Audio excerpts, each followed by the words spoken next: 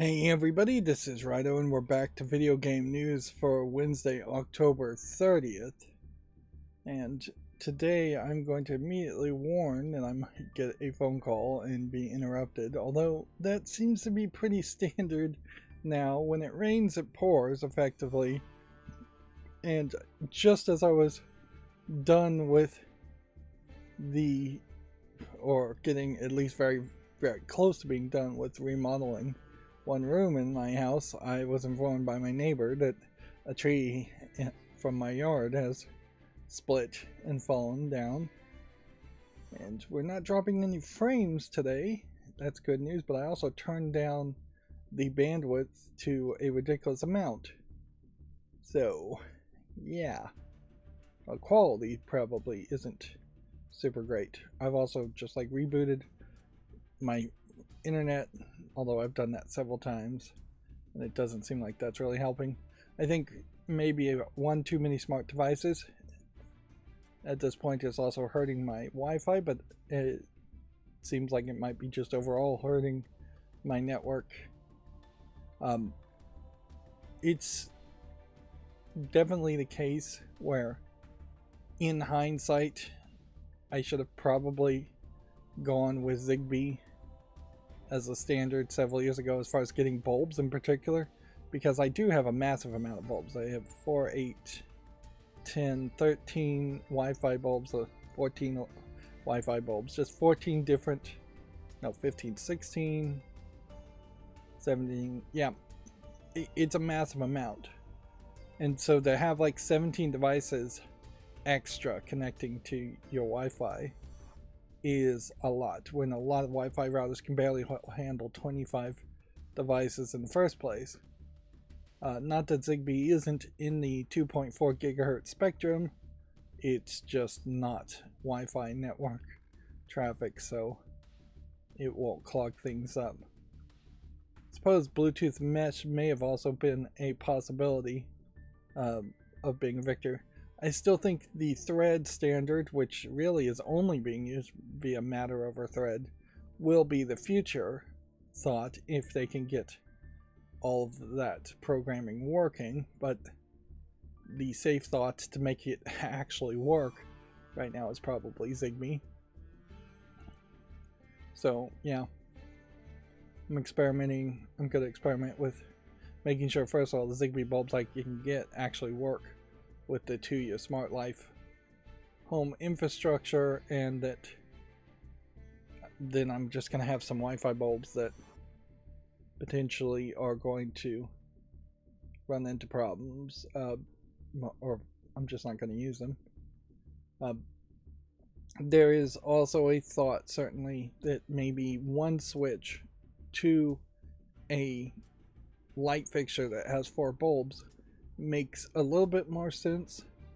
There are bulbs I have found, not a lot of them, that are dimmable, and when you flick the light switches on them, they will switch between cool, warm, and neutral color temperatures as far as brightness. Alright, there's a phone number. I'll be right back.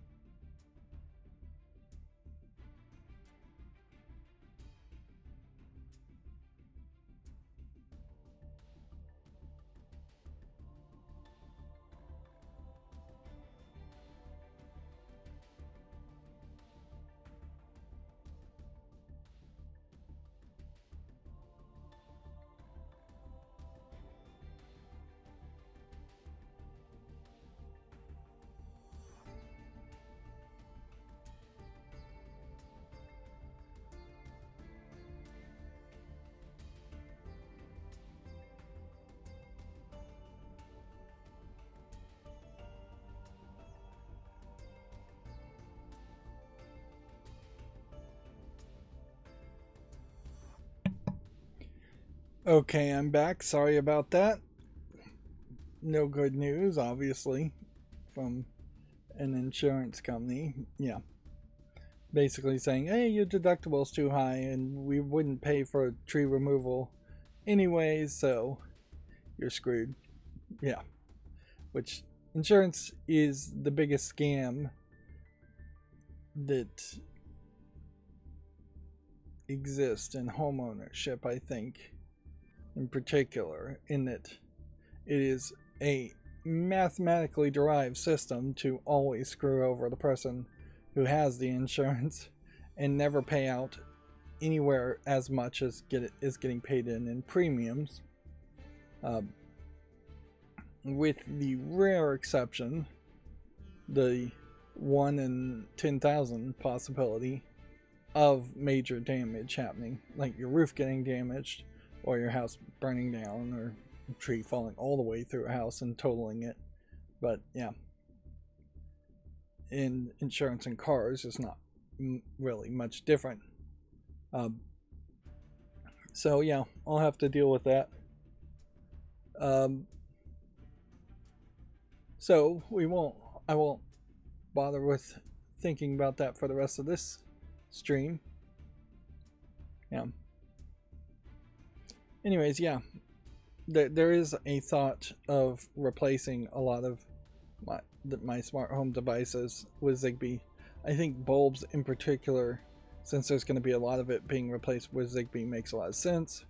A lot of the other devices still are very much leaning on 2.4 gigahertz Wi-Fi connections and don't have comparable versions for any other kind of connection. Zigbee for curtains and things like that that really do need that lower battery life still would be treated better with Thread if Thread could get its programming settled and Matter could get its programming settled. But it makes some sense when things are running on batteries, but a lot of things are not running on batteries.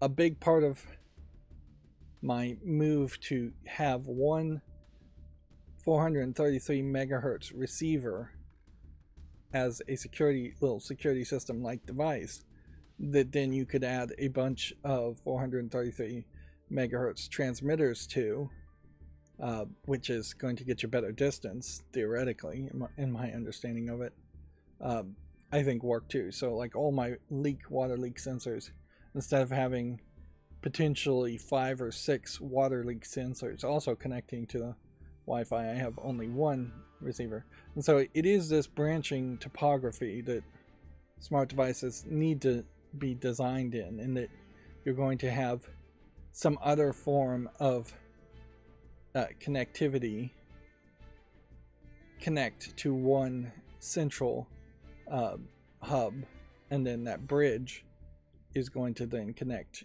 to your internet.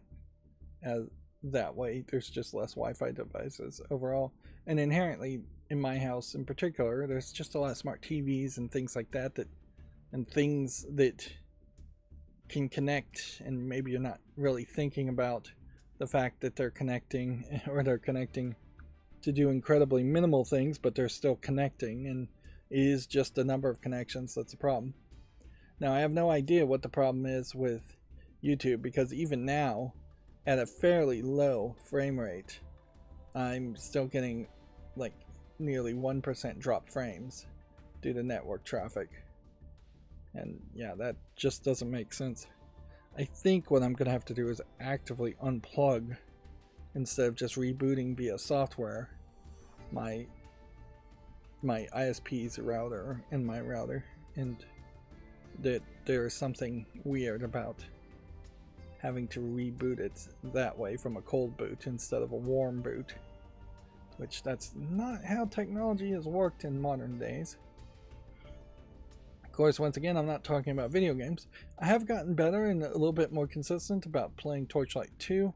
Unfortunately, I do think I'm probably going to finish Torchlight 2 fairly quickly, and then I'll just be on to the next game. I also have have played the Pokemon trading card game on Android, and you cannot even play a game until you are at level 3 and have opened several packs and learned the entire system around pack opening. It is incredibly blatant. It's not particularly sleazy, but it is incredibly blatant that this card game is not about playing Pokemon, the card game, at all. I think for the most part it's not changed the rules, so it's not like you're playing a Pokemon Rush type thing or a Yu-Gi-Oh! Duel Links type thing where it's a new game with new rules. But it is first and foremost about having wait timers of, I think it's about 11 hours between each pack opening, unless you earn or purchase, and really they're trying to get you to purchase some wait timer speed ups, hourglasses, and then you use the hourglasses to reduce the wait timer to open packs. From this first series of cards, which I think they're calling Genetic Apex, there's only about 229 cards, and very quickly I have gotten about 90 of them, and I think very quickly you're going to get all of them, and then you're going to start leveling them up, and it's going to be much like Pokemon, like Marvel Snap, in the sense that you're getting this dust to improve the visual graphics and layers and effects. One hopes it's better than Marvel Snap, where you would just have different Photoshop filters effectively applied to the cards.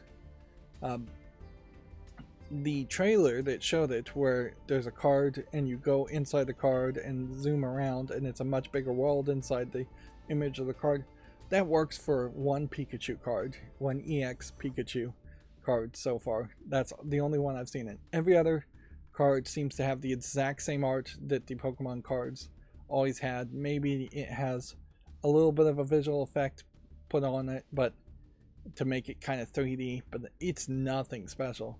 And because the Pokemon trading cards have been around for so long, there's some cards that have some really rough animation, like first anime season Pokemon animation for things like Weedle and things that you have seen early.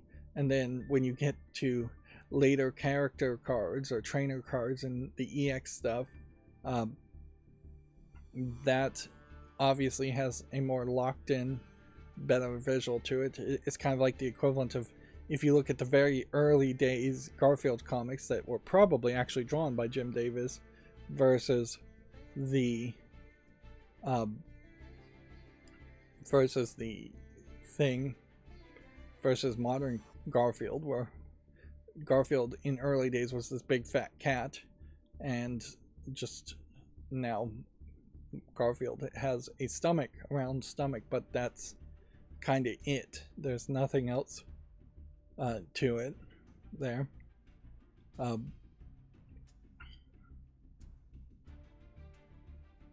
So yeah,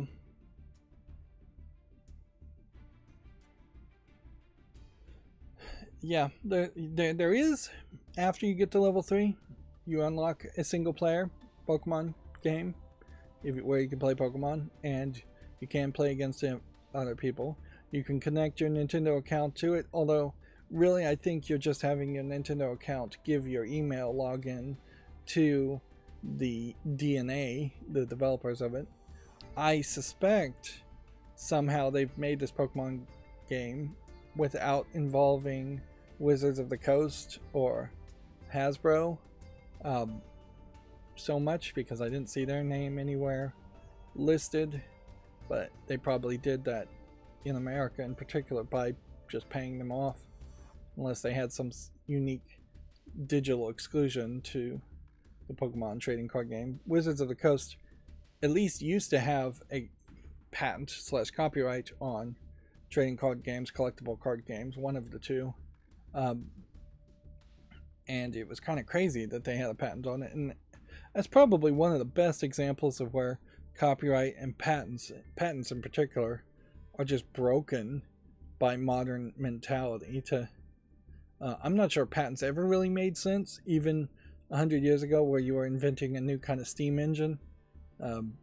But certainly once it got expanded into the realm of, you can make this patent based on a method in a computer program or in a method in how you implement a card game, that's very far away from building a steam engine or an electrical light bulb.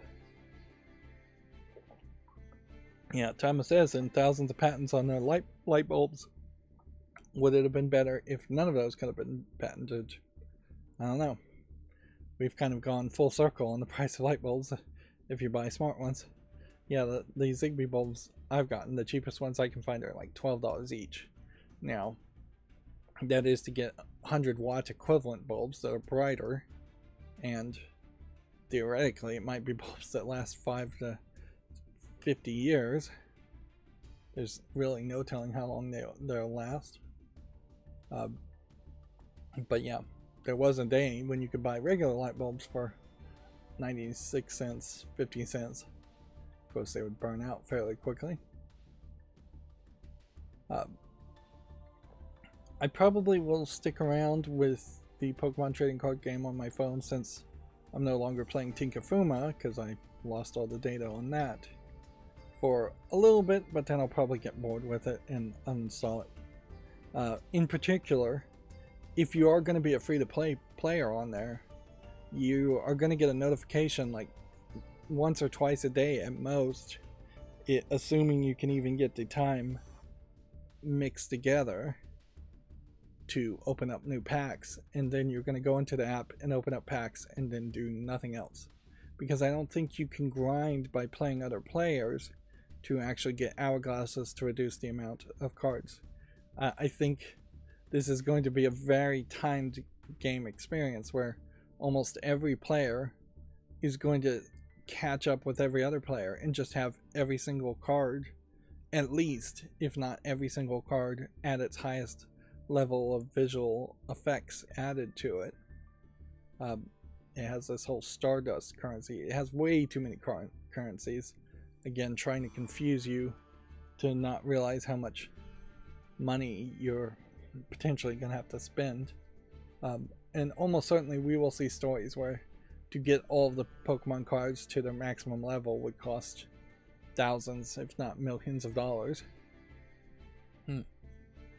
My chart is still doing its thing, being fairly consistent. Black Myth Wukong holding on to the 5th spot. And I guess this is the point where we're trying to see if anything is catching up, because inherently something eventually here is going to have to catch up and have days where it would be at 0, but it's going to be over a certain amount of time. Overwatch 2 is falling out of graces. I guess this is the point to look at as far as the top, however many are here, is Overwatch 2 is falling down, and yeah, new things are going to slowly fill in the gaps, whereas Counter-Strike 2, PUBG, Dota 2, and even Banana are likely always going to be in the top 4 spots. So I think Steam has announced here's Red Dead Redemption, first of all, the new game, or new PC Steam release of a very old game, although inherently you're playing this game ignoring the fact that Red Dead Revolver was actually the first game in this series, but also I don't think that there's anybody really making an argument that you should play Red Dead Revolver. It's I believe a different character as a protagonist. This is almost certainly the game to play, and then it becomes more of a question about Red Dead Redemption 2. We needed to have opened that in a new tab. And yeah, the Steam Screen 3D discounts.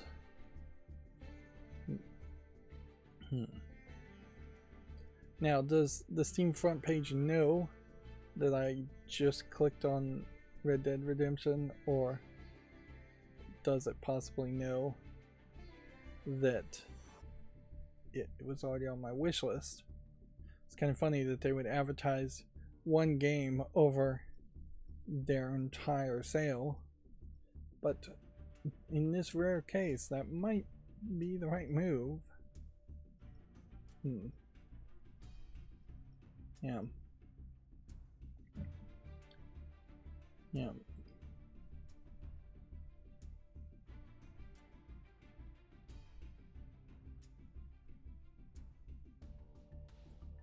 So we'll go down here. Tower Clock Rewind is another one I'd like to keep an eye on.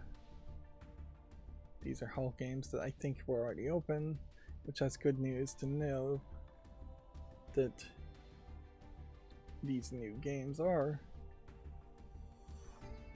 something to look at. And my macros are working somewhat well, although GameDeveloper.com I think may still be broken. Dragon Age Veilguard back above the Steam Deck, Red Dead Redemption above that, Throne and Liberty. I think maybe I've gotten a little bit over my own self-hype, and I'm starting to lean towards actually believing that there may not actually be a new Steam Deck 6 months from now. They certainly have set expectations in their response to say they're looking for a massive improvement on processing power before they come out with a new Steam Deck, a generational increase. I am also kind of leaning towards just building a new computer. Like, my current computer has never been as polished as I would like it to be. I'd like to build a new computer and put SteamOS, if they came out with a SteamOS that would work on just general PCs, x86, AMD 64 style PCs.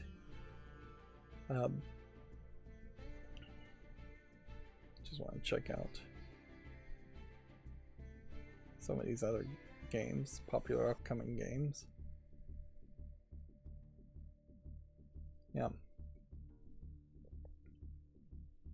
But yeah, I kind of would like to build a new computer, just start over from scratch again, and see if maybe some of the instability, because when I exited playing Torchlight 2 today, my screen's just all blinked.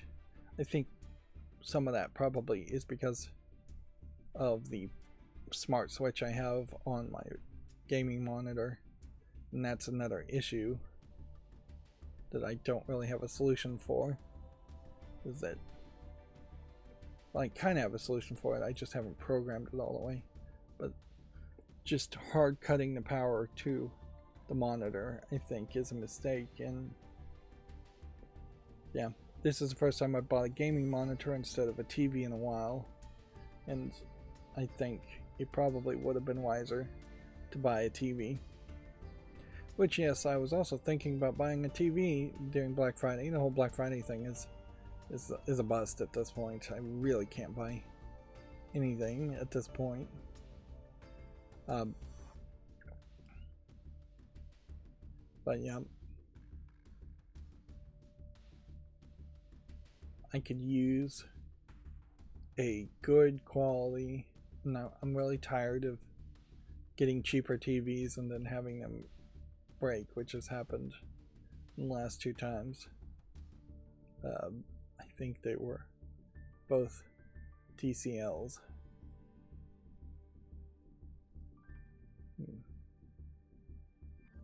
Open video in the new tab, open link in the new tab. So yeah, there is a massive amount of horror games here. Sorry, I'm yawning. Yeah, massive amount of horror games that are already on my wish list, and just other games that are on my wish list. But it's not like I'm really getting a ton of extra free time either. Like, I figured out a way to do 2 or 3 hours in the evening, and that's about it. And I am smacking right up against the point where I'd start to fall asleep, so that's an issue.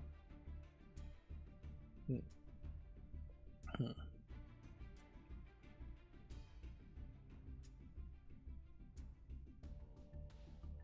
Yeah.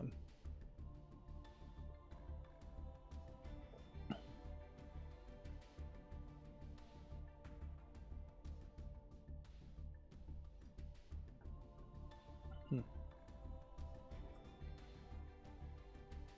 Yeah, those were the games for me. I guess we should look at the all games too.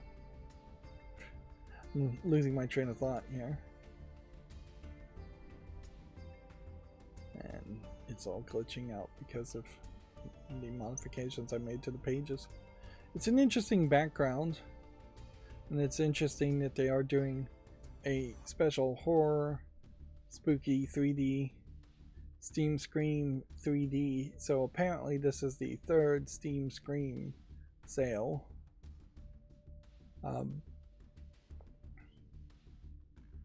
And this logo actually is, I believe, in 3D if you had red and green glasses. So now through November 4th, and then fairly quickly, maybe they're going to be a couple weeks after the events of Black Friday. Maybe they'll start somewhere closer to December, or even December 7th or so, to have a Christmas Black Friday combined sale, Steam winter sale. Some interesting looking horror games upcoming.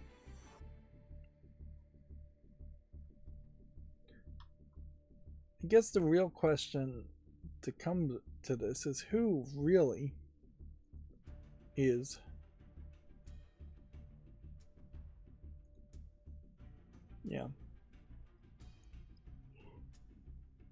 that's the real question, is who really is in that spot where this is a lot to just click and collect, that they can get hyped about games, buy new games, and play them.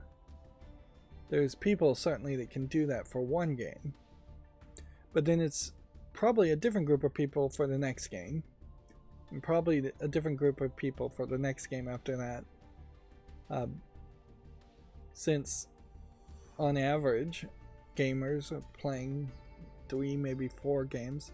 I'm not sure if there's an actual study to say what the average would be for Steam players in particular. And so the whole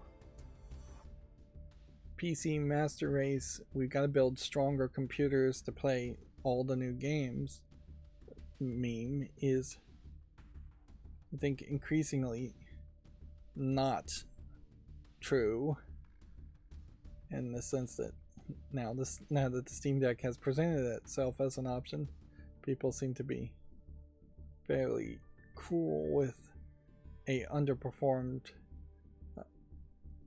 piece of hardware in favor of mobile ability, and I guess that would be pronounced mobility, and a smoother experience, particularly running away from Windows. At this point, it is kind of insane to think anybody would be a Windows fanboy.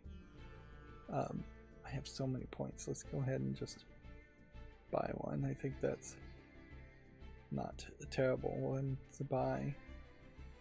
I could probably buy everything if I wanted to, but really don't have a reason to want to.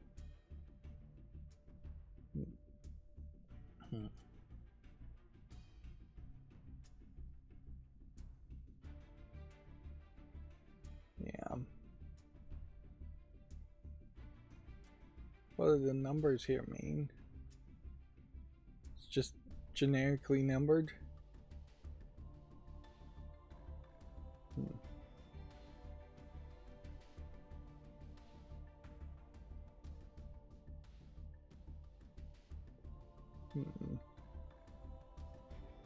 still kind of the same old anime girl, Higo anime girl from a couple years ago. It feels like when that was first introduced, and that's still getting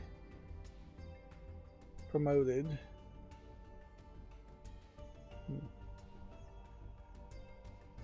Valve has really done nothing at all for this whole point shop. Inherently, this highlights just a issue where somebody inside of Valve has an idea, or somebody inside of Valve wants to make a thing that actually can be presentable on their resume to potentially get a different job to actually accomplish something. And so then you get these projects, or you convince people to make these projects, and then they go nowhere. I'm not really sure where you really would have gone. Did this reduce? Yeah, this potentially reduced the price, but maybe not by much. Maybe I should have just bought this bundle first. Yeah. Although I don't know why I would buy any of these bundles. These bundles do look like they might be new. The main thing that happened here, though, is you definitely haven't gotten to a point where you can buy games or buy a discount for games with Steam points. Yeah.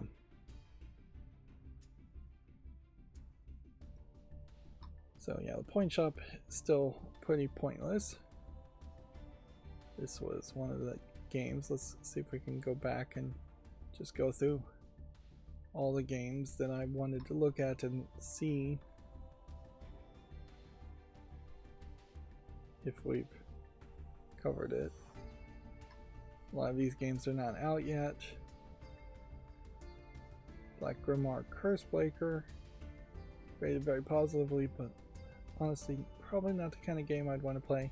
I gotta steer myself away from more of these classic RPG Diablo, what I would call Diablo-esque games, although in this case, a classic RPG may not actually be Diablo-esque in the sense that you may not just be fighting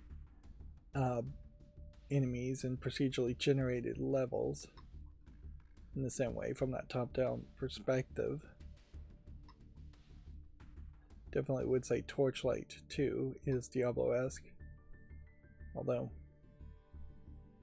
it is worth pointing out that, like, Diablo Immortal for mobile phones now exists, although the next step I think that needs to happen there is, and this game is still mostly negative, so buying it for even like $2.50 still would be too much. It's been 99 cents before. It's definitely just not what people wanted from the Overlord series, because it's a completely different type of game. It is much closer to Diablo or Pikmin than well, actually Overlord is supposed to be slightly like Pikmin. It's from the first couple Overlord games are from some of the people that worked on Pikmin. And there was a whole new Pikmin game, so it would make some sense to have a new Overlord game had they not run it into the ground. Although the mentality there, I think, is kind of flawed in that there's just a thought that because this is a PC game, or because Overlord was for Xbox or PlayStation, you should take the Pikmin concept that's cute and kid-friendly and age it up and make it more hardcore, influenced by Fable a little bit, where no, I think there definitely is room for a almost complete rip-off of Pikmin on PC. In the same way, I think that there is room for the there's room for the case of ripping off almost every Nintendo game and putting it on PC, since Nintendo's not putting any of its games on PC. Even this Pokemon trading card game that just came out, and these are like pre-registered beta. They often feel like they say they're beta, when actually I think they aren't really beta. I don't think they even said beta in the case of the Pokemon card game, so I have zero fear that progress would be reset, or that there would be a new version of it that is even slower, has even more wait timers.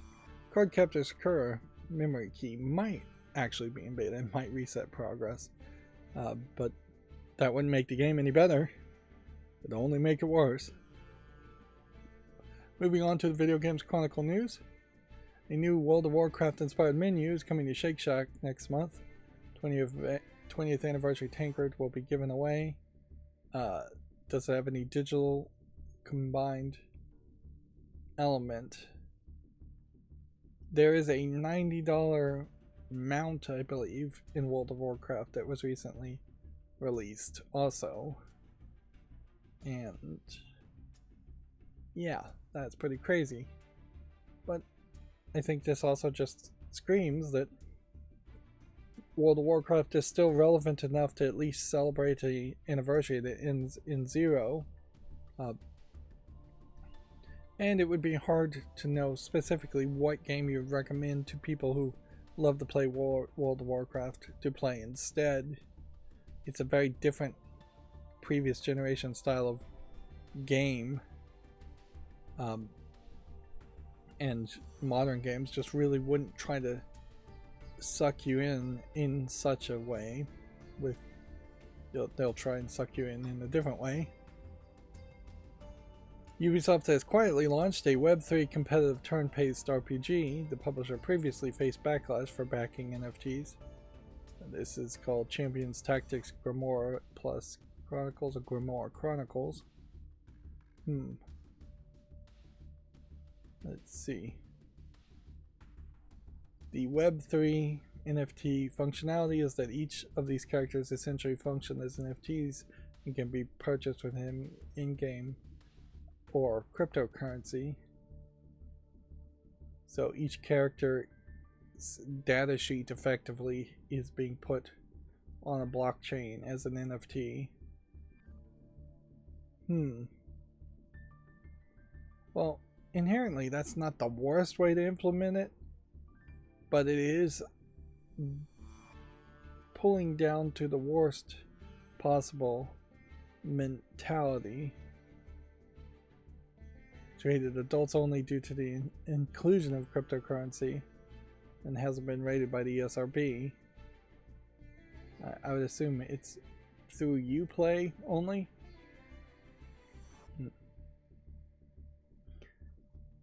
So the game actively is doing something that would get you banned in pretty much most of the other games, in that it is asking you to grind and level up a character and then sell that character for cryptocurrency or in-game currency to a different player.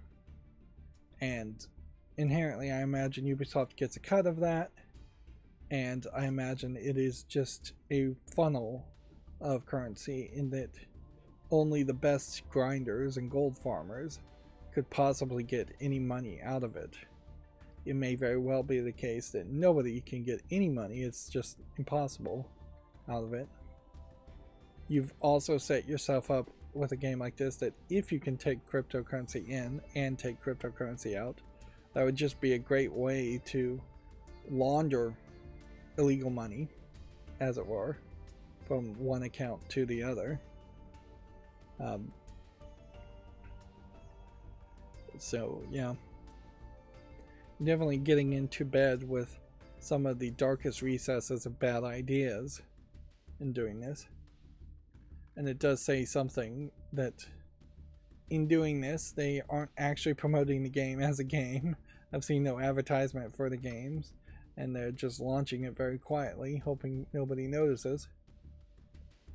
An Apex Legend engagement declines. EA suggests it's not planning a version 2.0.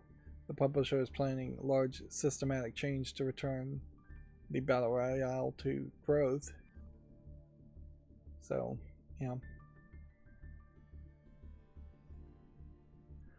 Yeah, I guess they're not planning the version 2. But they are working on the game overall.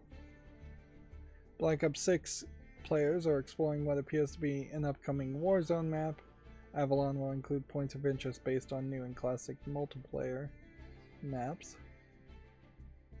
Yeah, every year, or every time a new Black Ops game comes out, there's a decent amount of hype from it.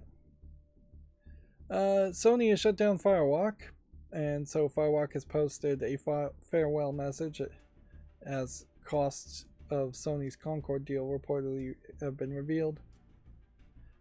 PlayStation Maker confirmed on Tuesday that it's closed the studio. So the whole idea of we're going to bring Concord back did not include bringing it back with the developers of it. Inherently, we probably should have seen this coming. Sony as a publisher and Firewalk as a developer wouldn't have just shoved out a game unless they were done with it and probably done with the people who made it. But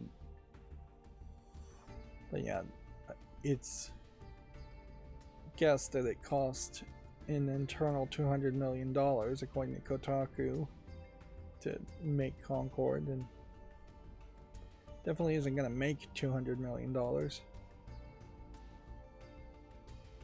But this also definitely feels like this is Sony just making the same mistakes over and over again, because now they've just lost another group of good developers, and so the brain drain continues, the skill drain continues, and it's not like they have money to acquire a new company to replace Firewalk, or that there is even a new company to be acquired to replace Firewalk.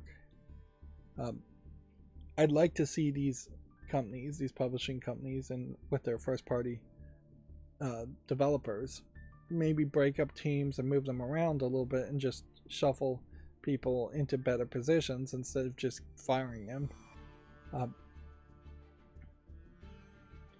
And yeah, there's definitely going to be a whole generation of kids that I think are going to eventually start hearing these messages about how almost everybody's getting laid off at video game jobs, and that they're not getting paid as much and they're working harder. And as much as kids may want to be video game programmers, they will be so disillusioned before they even get into college and see the difficulty of like learning the program at those levels, that yeah, a lot of people who want to be video game programmers weren't going to be video game programmers in the first place. But I think a lot of people who could have been may decide to just be something else. And yeah, the gaming industry is contracting, certainly in a slow, very toxic way, in my opinion. And it will eventually affect just gamers too. Games will stop coming out. It's not been a great year for 2024 as far as actual games coming out, or even really as far as announcements. Apparently, Indiana Jones and the Great Circle includes warning denouncing Nazis. The game includes large amounts of Nazi imagery. You kind of have to have Nazi imagery in an Indiana Jones story. Of course, there will be people that say the game has gone woke, or that Indiana Jones has gone woke. Whoever tried to make that claim, it'd be kind of ridiculous, because Steven Spielberg, a Jewish director, made the Indiana Jones series and made it very clear in every single Indiana Jones movie that the Nazis were the bad guys. So that would be really silly to make those claims. And but then also the text here might just get a little too extreme and might be a little too wordy for what's noted. At the beginning of the game it says, please note the Indiana Jones and the Great Circle is a fictional story inspired by historical events and characters. Names, characters, organizations, locations, and events are either imaginary or depicted in a fictionalized manner and not intended to disrespect any historical or cultural beliefs. That almost seems like they are making excuses for the Nazis. The story and contents of this game are not intended to or should not be construed in any way to condone, glorify, or endorse the beliefs, ideologies, events, actions, persons, or behaviors of the Nazi and fascist regimes,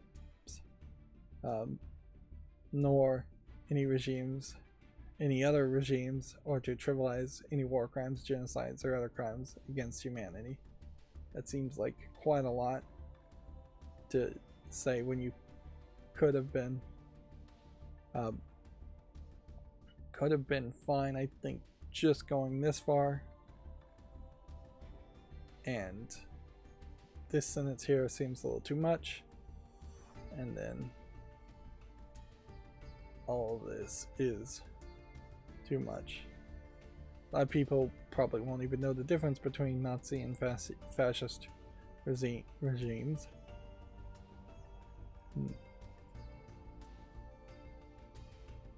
So yeah, but not too off the message either. I think a lot of times liberal SJWs in particular think that they can just put more text and it will make things better. If you can just talk it out, if you can just say more, if you can just better explain your position. When in reality, a lot of people have that has no effect on a lot of people. It's just like that they're deep into logical fallacies. They just don't care what you're saying or what is said. It would be nice if everybody was logical and you could just debate your way into or inform people into the right mentality, but it's just not the case.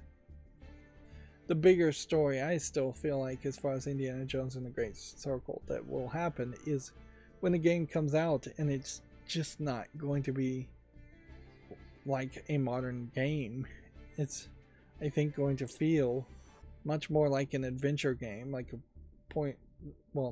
not really a point and click adventure game, but much more like a hidden object adventure game with a little bit of whipping and a little bit of shooting, when I think what people are expecting from almost all games nowadays are first person, third person platforming and shooting, which is not really who the character Indiana Jones is, but it is really what you kind of want.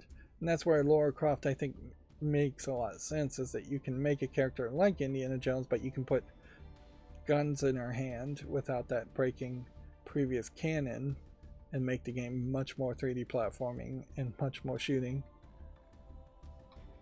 Microsoft is probably going too big with the Indiana Jones games, but it kind of has to.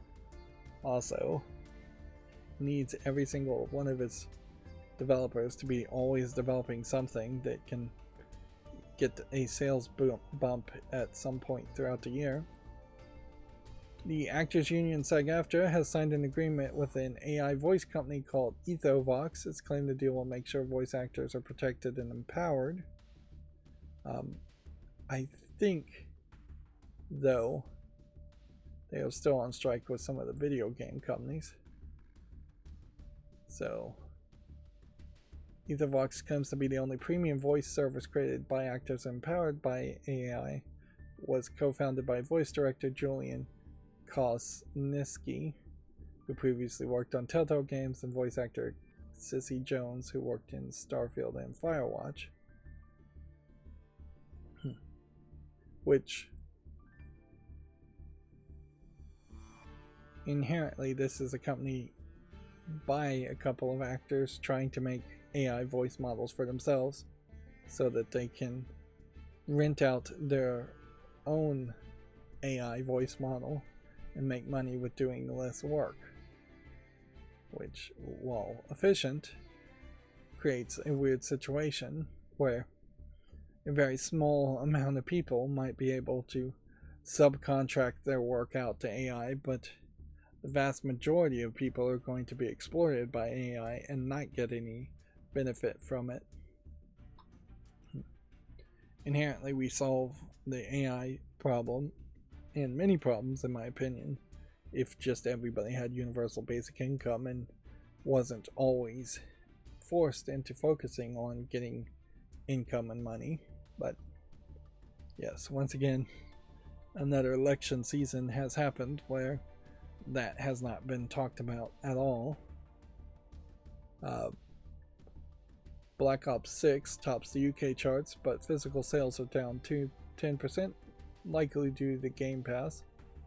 Sonic X Shadow Generations is this week's other highest new entry at 3rd in the UK. Not a lot of people talking about Mario Party Jamboree, although maybe there's just not a lot to say. Not a lot of people talking about Echoes of Wisdom, although not hearing anybody really say anything bad. It is oddly quiet, though, that there's just kind of nothing to...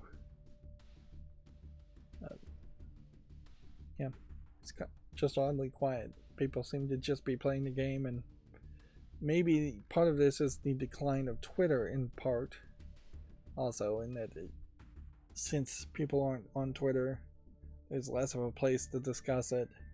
Reddit is a nightmare, so less people really discussing anything on Reddit.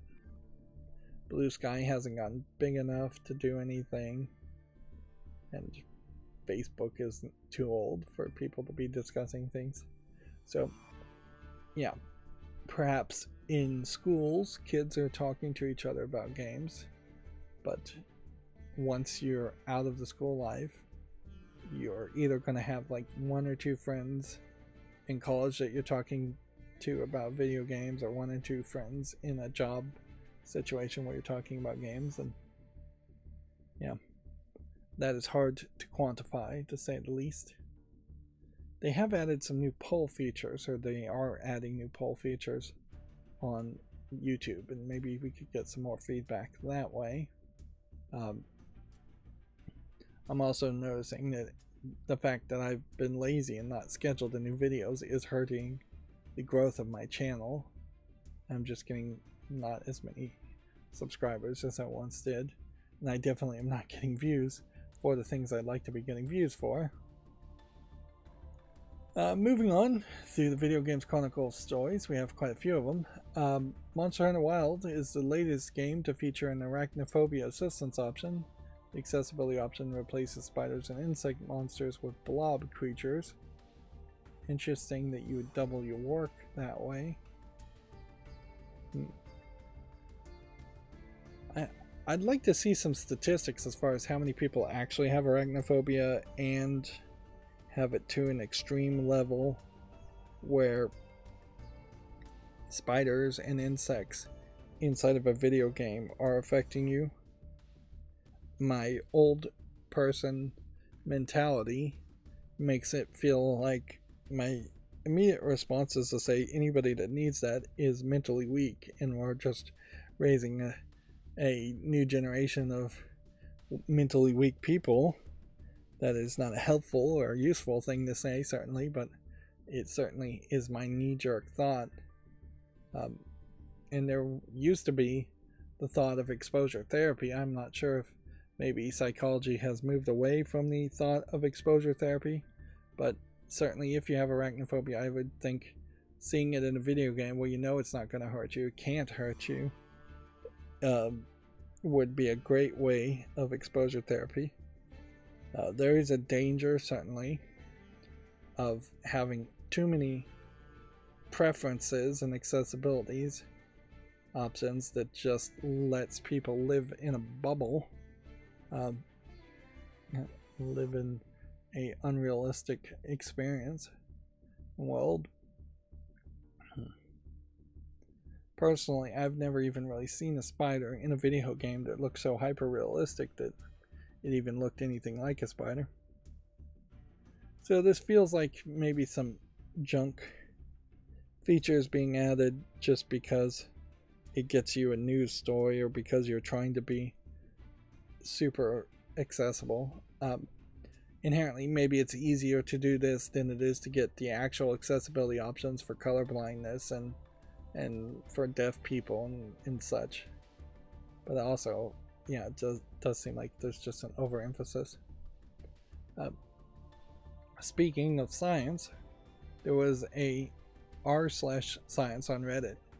There was a study done where it came out with the results that female gamers prefer to play as sexy female avatars more than non-sexy female avatars, despite stating that they dislike the characters. Which, when I looked deeper into the details, they only studied fighting games, though, where there might be a very, very different experience as far as female gamers if they were given a choice of female avatars in an RPG custom character creator, how they would feel about playing sexy characters there versus non-sexy characters. Inherently, the male-dominated Japanese game development for fighting games and games in general would probably have the sexier characters be better playing, and any ugly character would be a joke character that played worse. And in fighting games, there's very few ugly or non-sexy in any way fighting characters, and certainly you get into the what is the more sexual line there, because cute outfits often do tend to show more skin than a character that is just dressed down, and so there might be a whole fashion element to it too. So a fairly flawed study where it would need more research to actually start to imply anything at all, and it probably wouldn't change how games get developed in any way.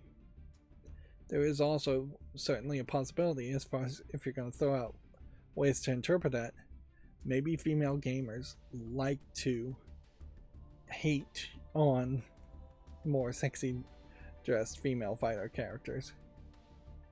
That might very well be the case too.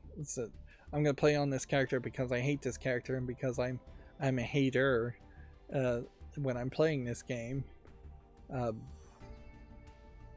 I want to see this character so I can always have that disdain and see them get beat up every time I mess up or something like that.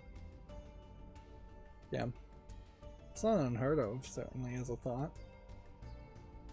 Moving on, Monster Hunter Wilds Open Beta has started now on PS Plus. Non-PS Plus, PS5, Xbox, and Steam players get access on November 1st. Let's see. Nintendo 64 Shadow Man and Turok 2 have been added to the Nintendo Switch Online. Both games are available via the Mature app. Yeah, because those would have been some of the Nintendo 64 Mature games rated M for Mature. Now, I would assume that the version via the Mature app, which I kind of forgot existed, I think has maybe 5 games on it. I would assume that the Turok and the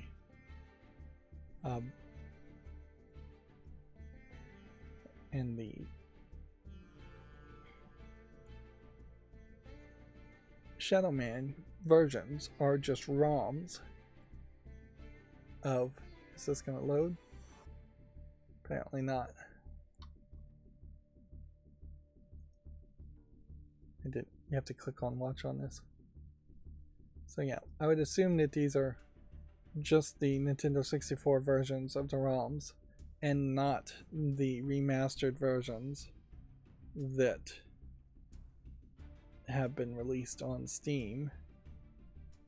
I would kind of suspect that both of these games might be on the same engine.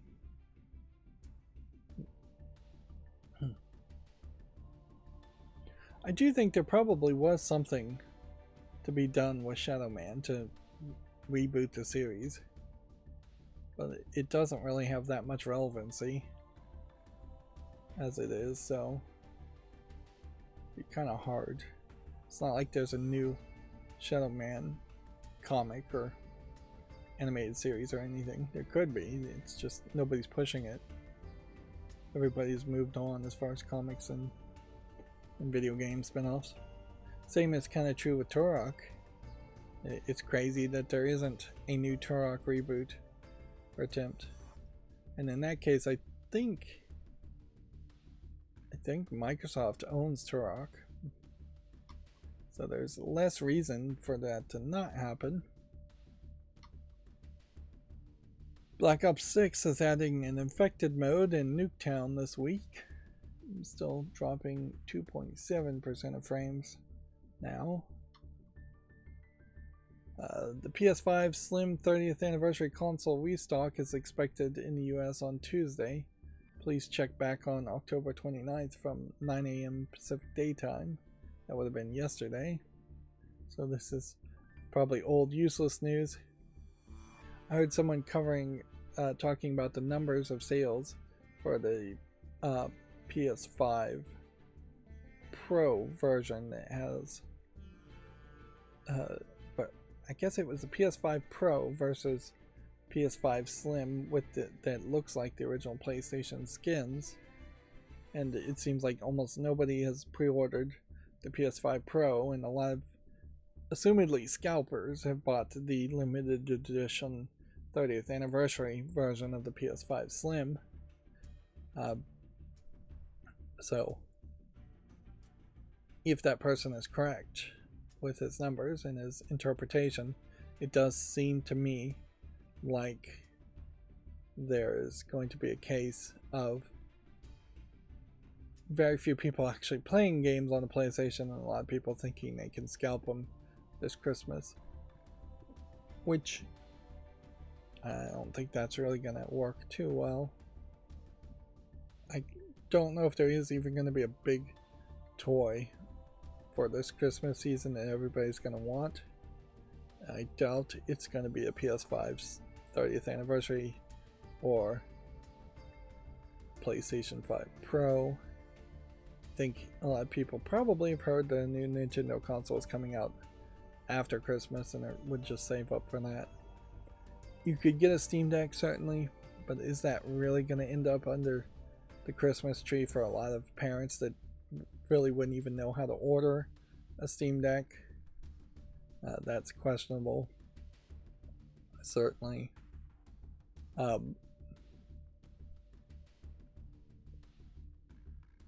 So yeah, I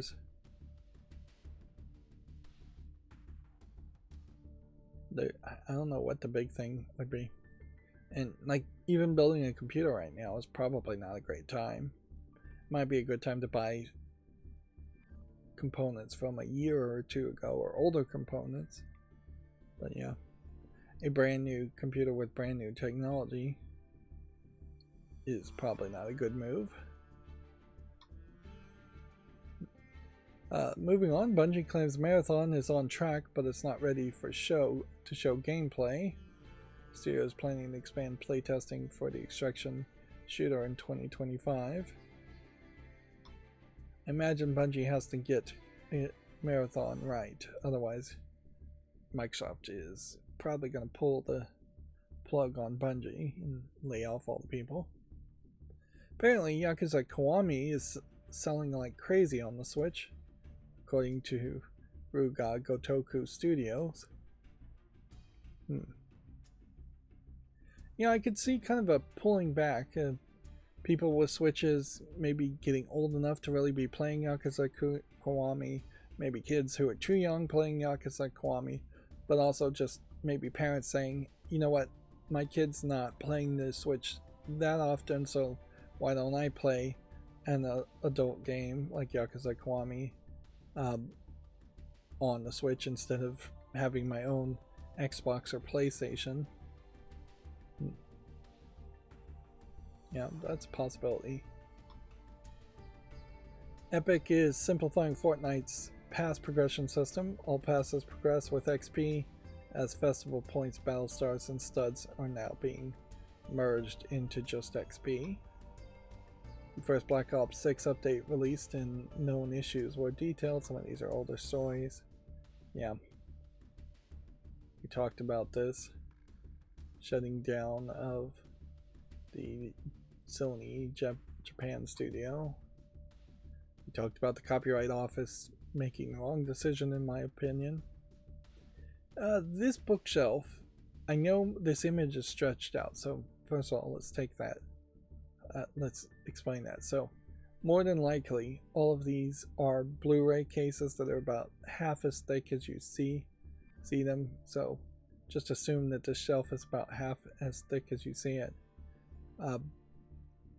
It highlights, though, kind of the problem with bookshelf displays these days, as far as video games are concerned.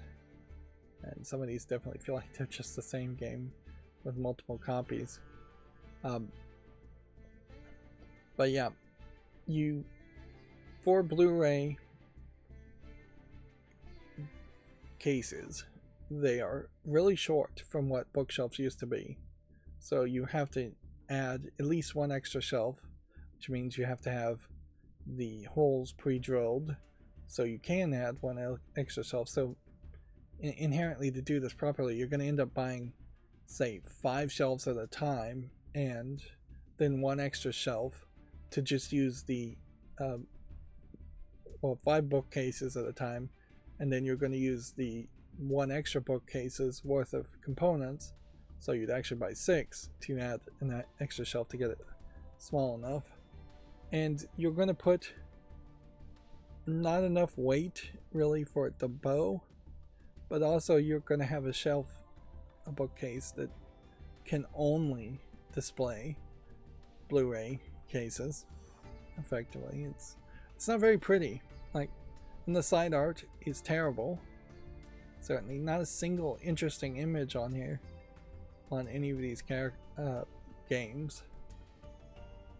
It's just not the pretty experience that I, as a former otaku who would buy a bunch of anime, have in my bookshelves right now. I look to my left and I have entire boxes, entire seasons, entire series of anime shows, and every single DVD, and usually even the Blu-rays, although the Blu-rays get thinner and so the art gets worse, but every single DVD in particular has a very nice stylized label on the side with the title, with the volume. If it's in a box set, there's often art with it. Sometimes there's collectibles. I have figurines that are from anime series that also decorate the shelves, because DVD shelves, DVD cases are tall enough for that. The shelves themselves that I have are still a little tall, so there's just a lot of room of empty space above them, and maybe there would be room to add some lighting there at some point. But yeah, all that visuality of being able to look at a bookcase and say, this is my collection, this is what I spend a lot of money on, this is what I enjoy owning every day when I look at it, even though I'm not actually pulling out the DVDs and watching them, but I am enjoying the fact that I could do that instead of it disappearing from a subscription service. Or, in fairness, most of these DVDs were bought well before even Netflix existed as a DVD rental service, so it was before that point. It was only you rented it at a Blockbuster type store, or you bought the anime, and mostly you had to buy the anime because it wasn't even available at Blockbuster type movie rental stores. The video games has totally lost that, and that wasn't always the case. I'm pretty sure that NES boxes could be displayed nice on the shelf. Super NES boxes could be displayed nice on the shelf. I remember Nintendo 64 boxes very nicely on shelves. A lot of the cartridge games wouldn't really sit up right and look nice on shelves. They weren't really designed for the actual cartridges to be on display. But once they started getting the CDs and I think PlayStation and Microsoft have a lot of blame for that. They just got cheaper and cheaper with the side art. That's a little rant, I guess. Probably too much of a rant. Moving on to the Gematsu news. Rogue Waters is coming to PS5 and the Xbox Series and the Switch on February 4th, 2025. Did this open up on Steam? Seemingly no. So, I'm going to make a note here to figure out why the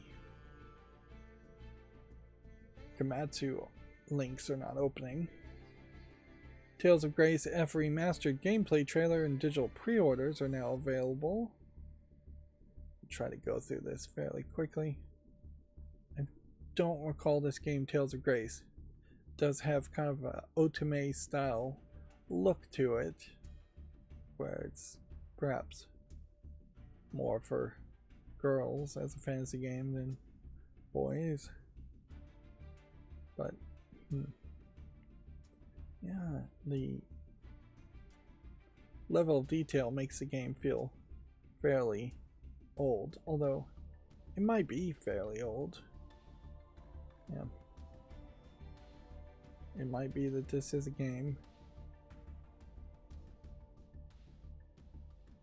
Tales of Grace F is back with a beautiful and easier to play version. Definitely feels like this is a also ran JRPG. Gothic sci-fi Metroidvania game Silent Planet for PC is going to be published by Red Dune Games. It's due out Q2 of 2026. Yeah, every single one of these so far has had a Steam link to them. Interesting, it's Gothic, it says RPG, but then there's a screenshot here of what looks like a TV screen in a subway station. Interesting, so maybe it starts in the real world and then ends up in more of a Gothic world. Famitsu review scores for issue 1872, Shadow of the Damned Hell Remaster, and more have been scored. Let's see, the Alchemist of Horrors Magna getting 25 out of 40, Just Dance 2025, they're still making Just Dances, getting 31 out of 40. River City Saga 3 Kingdoms Next, getting 30 out of 40, so none of these particularly high. And then Shadows of the Damned Hell Remaster, 31 out of 40. So, yeah. Slightly above average games. Arguably, maybe Famitsu is rating things a little bit more above average these days anyways. But yeah, I don't take 31 out of 40 to be a particularly high score from Famitsu. The fact that they have 4 reviewers kind of means that more of the reviewers have to be more excited, throwing in a 9 here and there to get it up to 33 or 34 before it starts to really feel like a highly reviewed game. The first Berserker Kazan opening cinematic is available.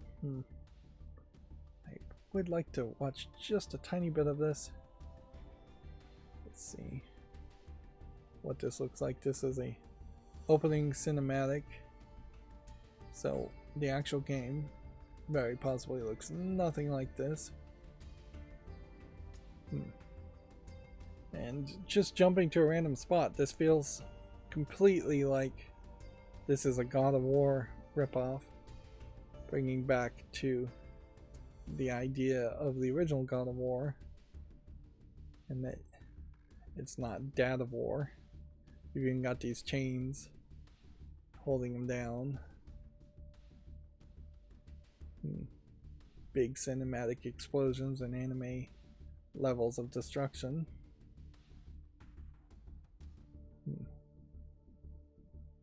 Apparently this first Berserker character maybe lives for a very long time.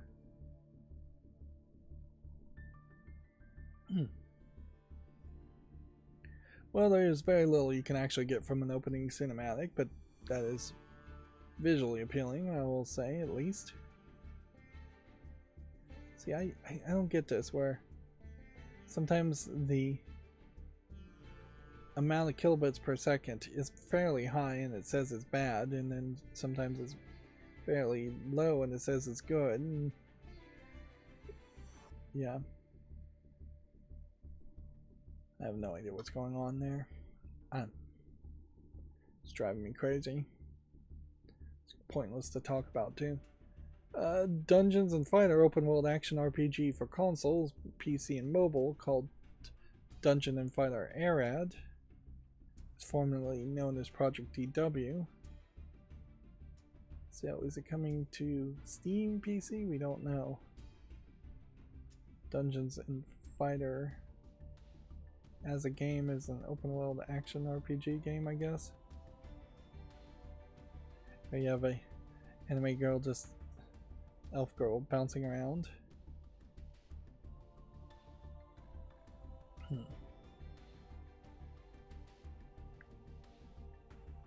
don't get a lot of cheery looking characters in video games as much as we probably should. That's all we're gonna get though. There is just a level of depressiveness around most video games, dark cinematic feeling around most video games, when we definitely could do with a 20% increase in just bright, cheery, happy-go-lucky games. Even Palworld, throwing in guns, has that weirdness where it's bright, cheery. Even like Splatoon.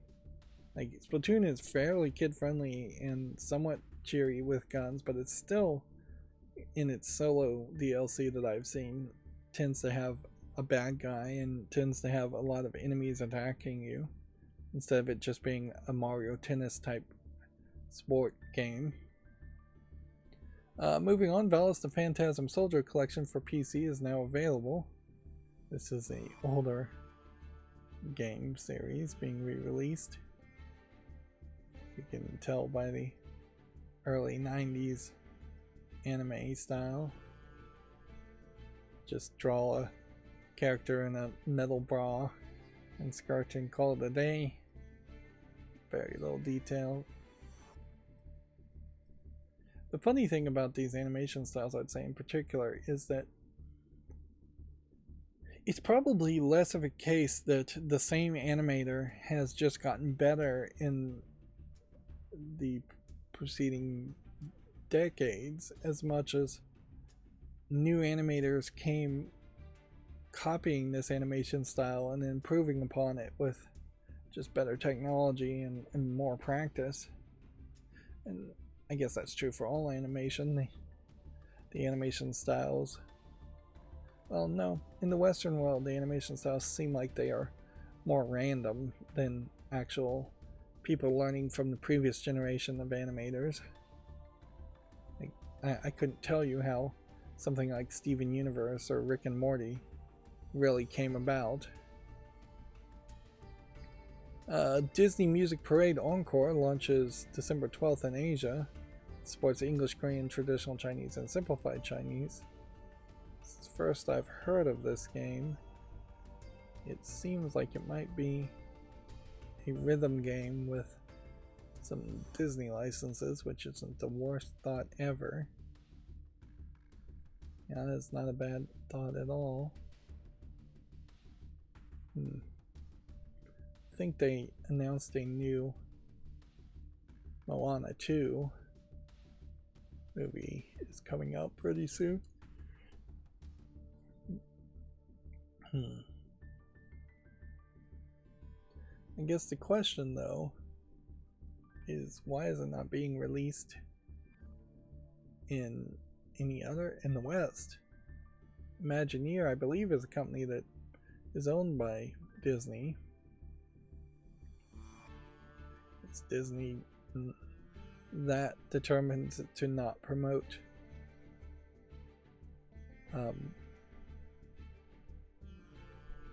any of its old content.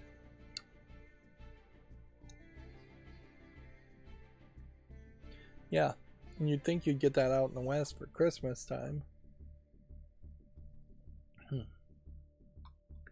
Disney did release that RPG pixely mobile game for just a few weeks ago, and nobody talked about it or reviewed it other than I looked at it for a couple hours and found it completely uninteresting. There's just no reason why I would want to see a whole bunch of different variants of Mickey Mouse in pixely format where they're not visually animated, and there is nothing else to the game other than just its very basic RPG gotcha mechanic nonsense.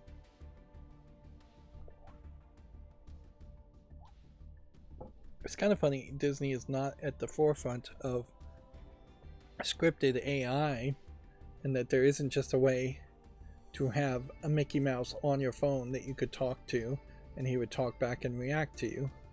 That seems like there'd probably be something like that already existing in Epcot Center in particular. I'm pretty sure they did have something like that, but it probably was an actor puppeteering a CGI Mickey and responding. If I was to guess, without any kind of AI response. AI is still kind of slow as far as what it responds with at the moment, so maybe a cell phone couldn't actually handle an artificial Mickey, but you could do something, I'm sure. Like, it's funny that there isn't even like a Disney camera app that adds Mickey Mouse to your pictures. As far as I know, maybe there is something like that and it just doesn't get advertised. That's true with most mobile games. Moving on, Sony Interactive is going to close Firewalk Studios and Neon Koi, and Concord is permanently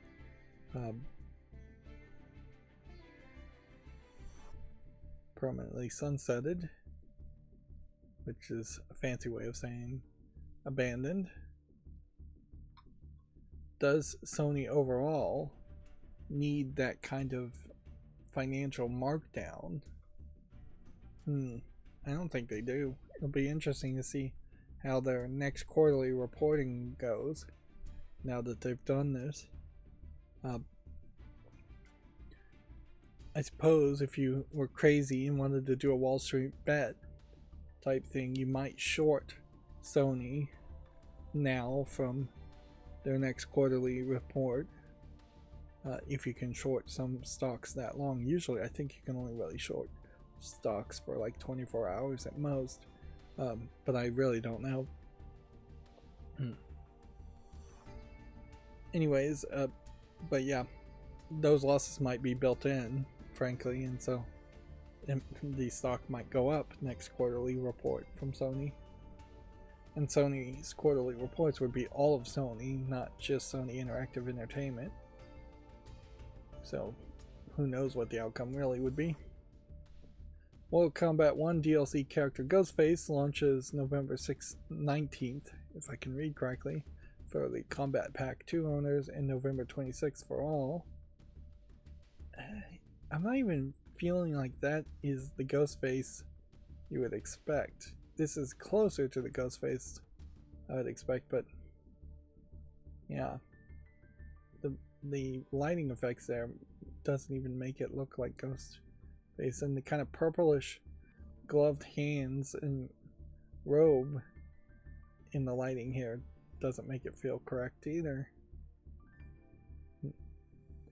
I certainly would also ask, is there a lot of love for Ghostface, a killer in the Scary Movie series that is a different person in several of the movies, has no real ideology from movie to movie, and really is just a slasher killer character that doesn't even have a high level of brutality or anything? He's not iconic enough like Freddy Krueger, and he's not magical enough to be unique.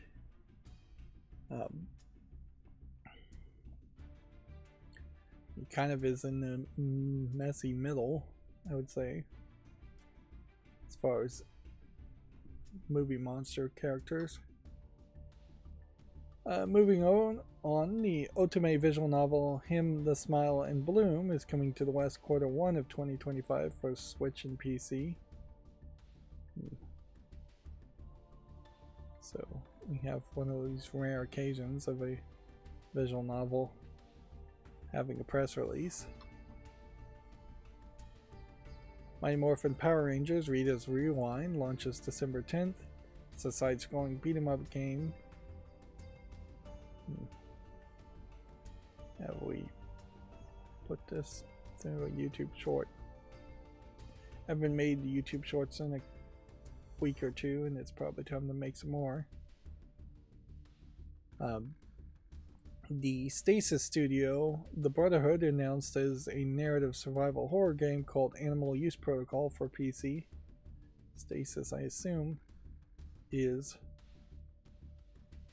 the Stasis game I'm thinking of. This looks way more polished than Stasis did. And nobody really talking about Silent Hill 2, overwhelmingly positive.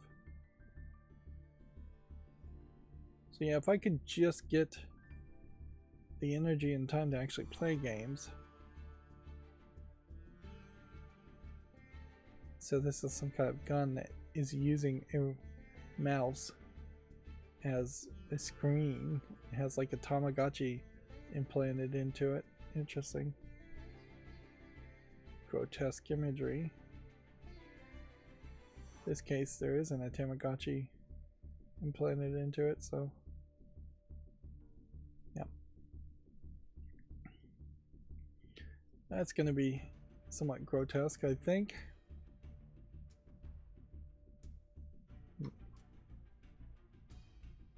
Metal Slug Tactics is coming to Game Pass on day one, and they have a video of 20 minutes of gameplay. These positional placement RPG games are particularly the ones I don't ever really want to play. And it looks like we've already made a YouTube short around it, so I'm not going to make another one. And then our last Gematsu article for today says Lord of Nazarick is now available worldwide. It is a free-to-play Overlord mobile RPG game. The Overlord anime, I'm not sure, is particularly too popular at the moment, but it was big enough, certainly, and may have some more support because it has the likes of Crunchyroll publishing it. But yeah, I imagine it is not much of a game, and it is going to be painted into that corner, and that it can't just constantly add new random content. It's got to stay within canon of the manga and the anime, assuming there is a manga. KDE's end of the year fundraiser is live. If you appreciate the work of the KDE team on things like the Plasma desktop environment, maybe give them a little donation. They're looking to raise kind of a small amount of money, 30,000 euros. That's not a lot of money. I would definitely like to see them working in the range of 300,000 euros. Maybe they're getting a lot of other funding from other places. But yeah, KDE being the desktop engine creator, desktop environment creator for the Steam Deck, needs a lot of support. Otherwise, we may just see a Steam OS, the Steam OS version 4, that just has a completely different desktop engine on it, which I would like to see it stay consistent. And I do think KDE is going to be on the forefront of Wayland desktop environments with version 6. So it doesn't make a lot of sense, particularly for gaming, to have a desktop environment that is older or less game compatible.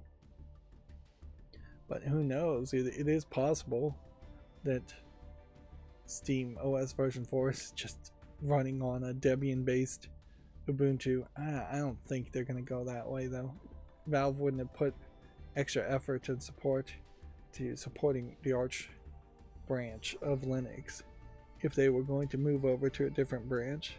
And I think Valve enjoys being the #1 funder and the #1 contributor to Arch Linux potentially in the future, if they aren't already that, so that they can kind of throw their weight around. Whereas if they tried to make an Ubuntu based SteamOS, Ubuntu would just ignore them and not develop in the direction of gaming as much.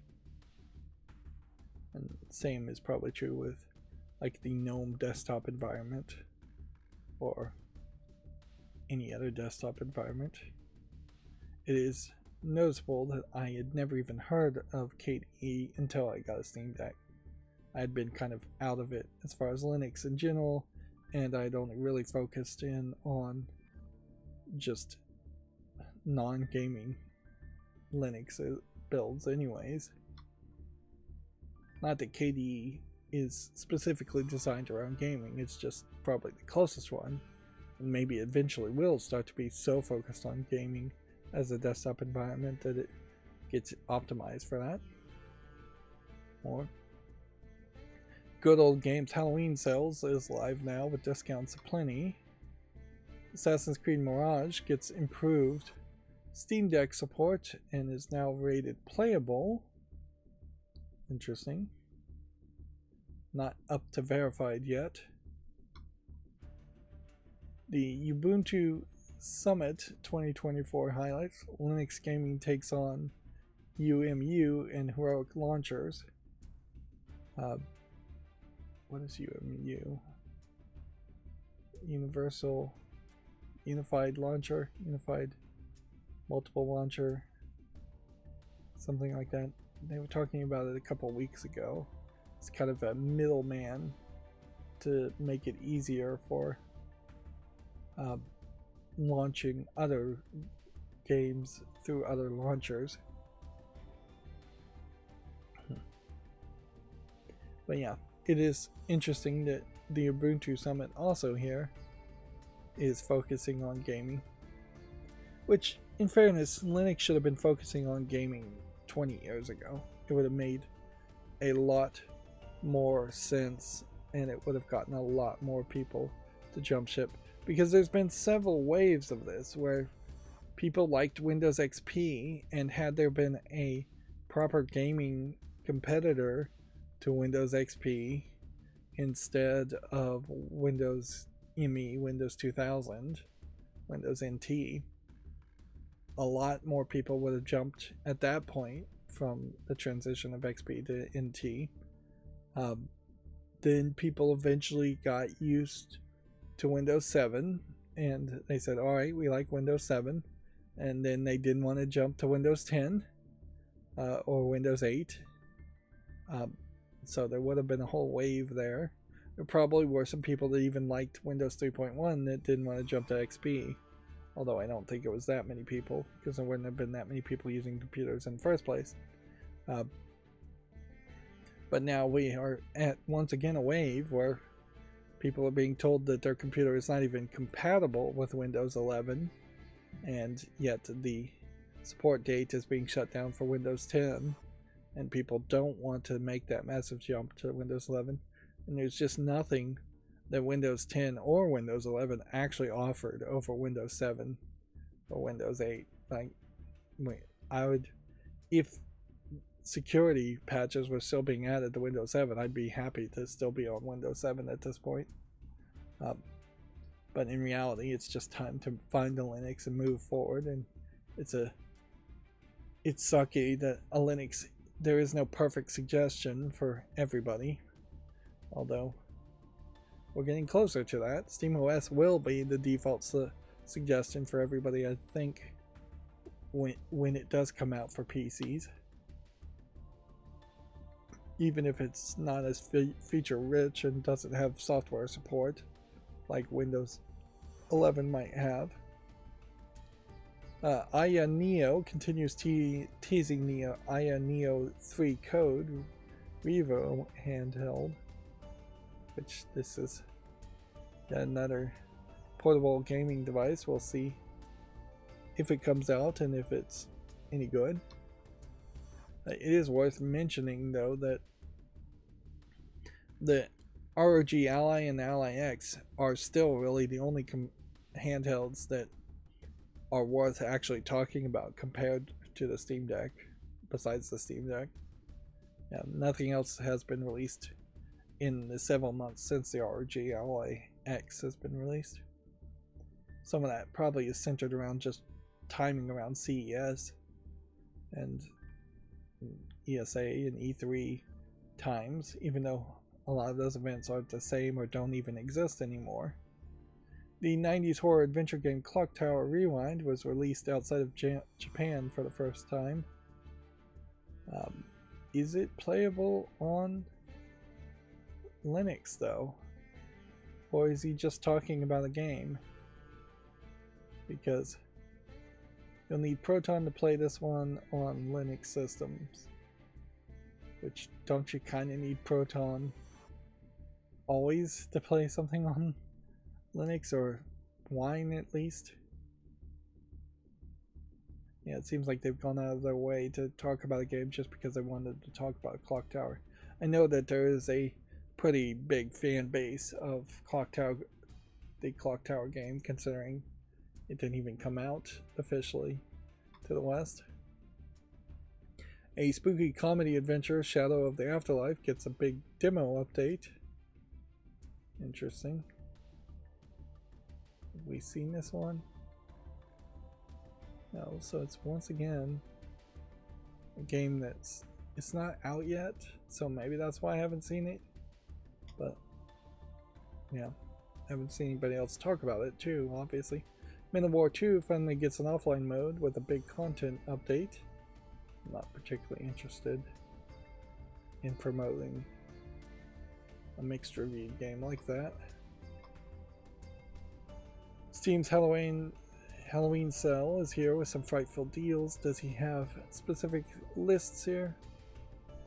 Deals aren't particularly great. Mostly 75% off if we're just going by percentages instead of actual price. Shadow Tactics, Blade Shogun, and Zombie Army Trilogy is 90% off. But yeah.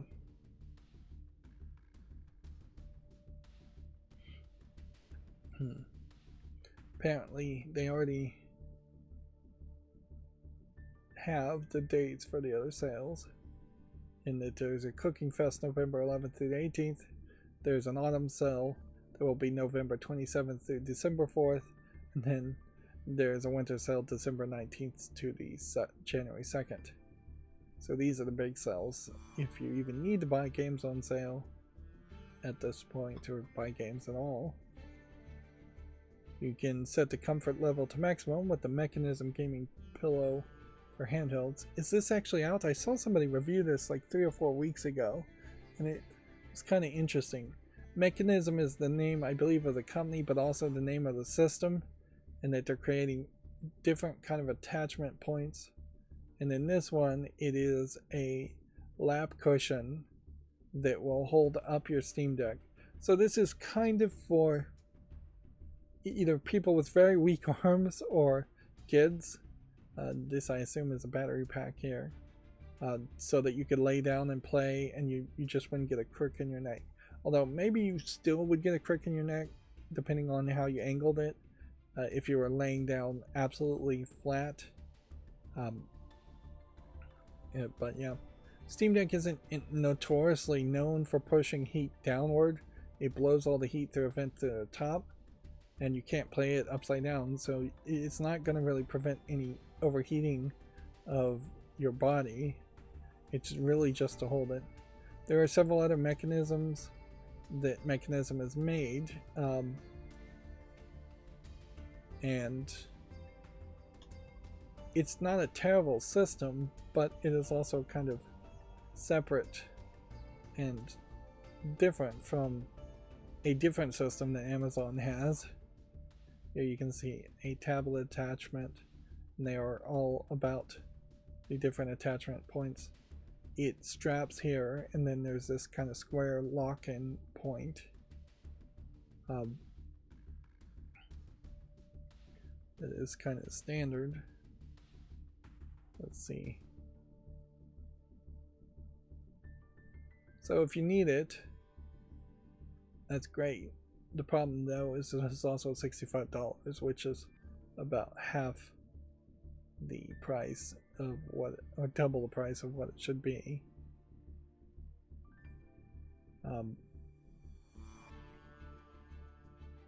It doesn't, it holds a couple of micro SD on the grips, but, and it has some other mounts where you can put a controller and a phone on it, and some of them are like sticky mounts if you're trying to stick it to the back of a phone.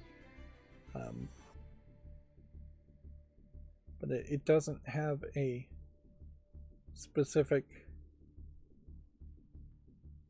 point for a mobile battery to be properly, or mobile dock to be properly put on the back of the Steam Deck. Here is the Nintendo Switch mechanism, so the different connection points would all work, but you need a different thing for the Switch. So if you were going to go into the mechanism lifestyle and pay quite a bit, frankly, for these systems,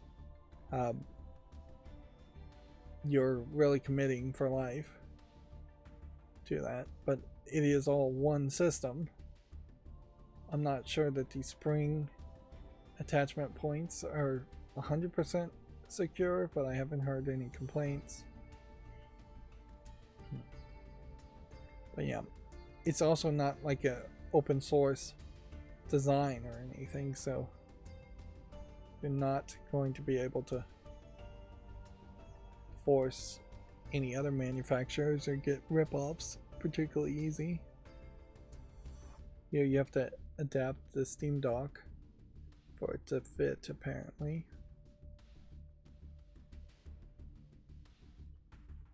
There is one cheaper option, at least, that I've seen on Amazon. And then the bigger question, well, it actually did say 3D files there, so maybe you can just print your own. Yeah, I guess you can, so I take that back. And I guess it is open source hardware. But yeah, for your average gamer, you probably don't need the mechanism system at all, and it's probably a little too expensive. You can create completely ridiculous weapons in a survivor map roguelike shooter called Nimrod's Guncraft Survivor. I think we maybe had already talked about this game. Save and Sound is the big live show celebrating music coming in November. We talked about that. Fanatical's Frightmare bundle has scary stuff, plus there's a Halloween sale. Also, there's a sign up for Fanatical's email, and you can get a free Steam code for a game. I think it's called Unloved is the name of the game. Alright. And then the FMV Adventure Bundles on Fanatical also has some other stuff on sale. So, I guess at a certain point the question is it actually video game news to talk about sales, or should I start to think about curating out the sales articles from Gaming on Linux? I'll have to think about that. That'll bring us to the GameDeveloper.com articles, which GameDeveloper.com did not open by itself. I just opened the first 3 links, and that's probably more than enough. Sony shutting down Firewalk and mobile studio Neon Koi making different games. Capcom maintains optimism for its 2024-2025 despite the first half slump. Even without a Street Fighter 6 level hit this year, Capcom says it's on target to achieve its projections for the fiscal year. It's going to run into problems, Capcom in particular, in that it's running out of Resident Evil games to remake, and that was giving them a small boost, certainly too. And then EA lauds business momentum after delivering record net bookings in Q2. Might be better if I could actually read. Alright, so that's going to bring us to all the new games on Steam. And so we're go through these very quickly. That looks interesting. That does not. Don't think so. Nope. Give that a chance. The thing about this previous game is this could be like a Darksiders game, and I just wouldn't pay enough attention to it to figure that out. And I would love a new Darksiders style game not being made by THQ Nordic. Here we have a Pokemon ripoff. Too much of a ripoff though, not quality enough.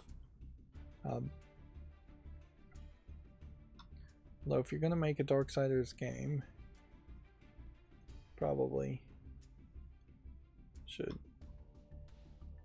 understand what makes that first Darksiders Zelda or Ocarina of Time ripoff gameplay so good, and what makes the edgelord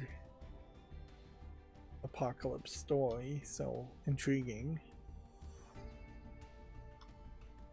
But it was only so intriguing, and dragging out the Darksiders series over the course of what feels like 15 years was definitely a mistake.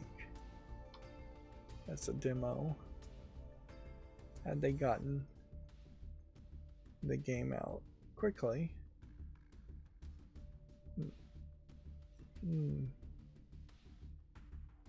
guess I'll put this on the wish list. It's meeting the requirements.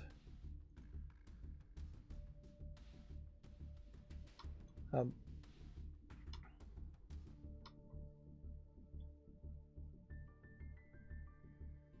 really want to put this on the wish list. I guess I will. It would kind of make sense to go from playing the first Life is Strange game directly to playing Life is Strange Double Exposure, skipping all the middle games in between. It really should be more efficient in the games I choose to play, because obviously I don't have time to play everything. The Backrooms games have gotten more and more creative in their elements they're adding, which is probably for a good thing, because they was a pretty empty experience originally, it feels like.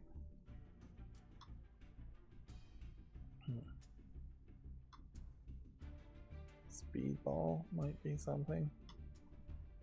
We get very few sports games actually released.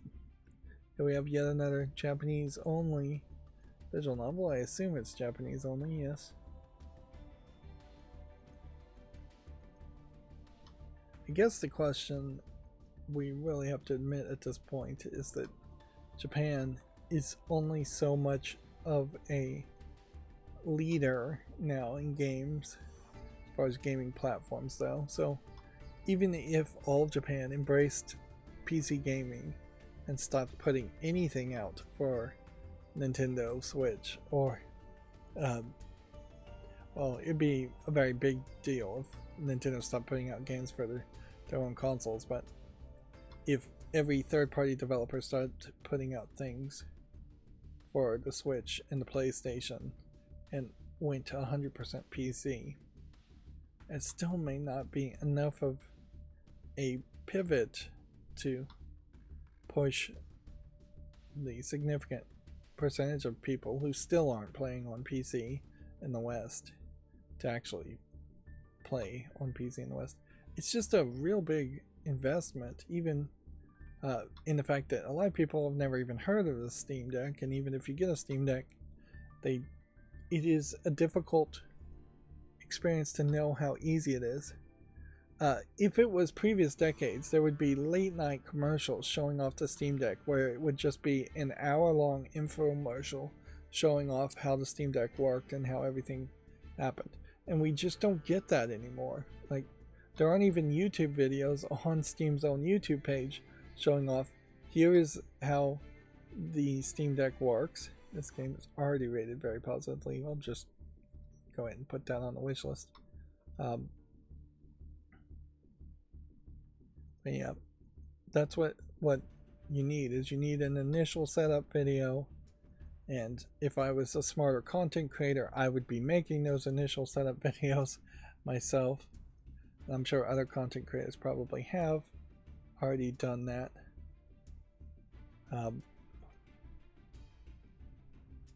But yeah. Does this support English? Destiny Star Girlfriend 3, Destiny Star Girlfriend 2, and no Destiny Star Girlfriend 1 next to it. Graffiti Simulator.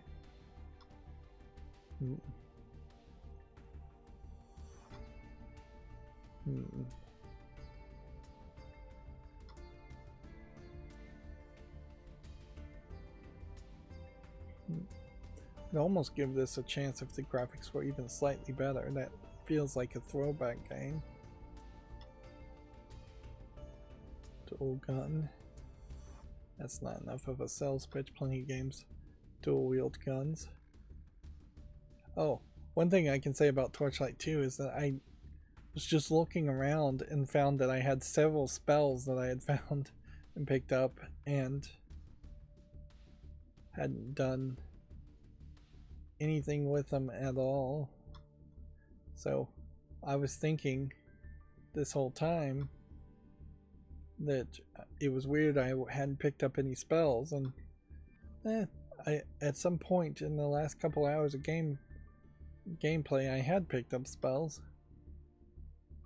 It does speak to an over optimization in the case of Torchlight 2, in that they, on very easy mode, they've made it too easy, so you really don't need to use spells and go into certain menus and figure out certain gameplay systems. You can just kind of cheat your way through it, or cheese your way through it. So we're almost done, but I did want to point out that Platinum Games is still promoting the 15th anniversary of Bayonetta 1 and the 2nd anniversary of Bayonetta 3. I guess they were released on the same day. October 29th, Bayonetta strutted onto the scene a whole 15 years ago. So they are not to the point where they are ready to announce any other Platinum game elements that would replace in their minds Bayonetta, which I'm sure they would love to do that. Then we can, I guess, show that Yu-Gi-Oh has a whole bunch of announcements, and I am completely out of gems at this point, so any new content other than just free packs is not something I'm gonna get. Anyways, that's gonna be it for this stream. As always, I ask you to like, share, subscribe, comment, and keep on watching. Thanks.